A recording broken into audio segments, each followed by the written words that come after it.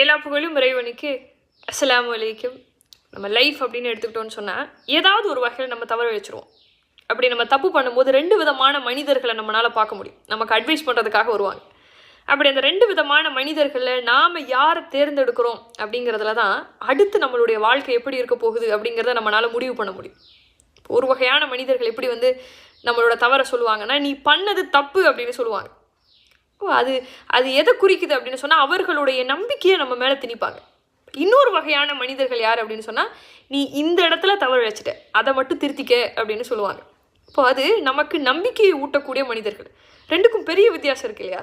ஒருத்தர் அவர்களுடைய நம்பிக்கையை நம்ம மேலே திணிக்கிறாங்க, இன்னொருத்தர் இதுதான் தப்பு அப்படின்னு சொல்லி காட்டுறாங்க. ஒருத்தர் குத்தி குத்தி பேசுகிறவங்க, இன்னொருத்தர் விழிப்பூட்டக்கூடியவர்கள்.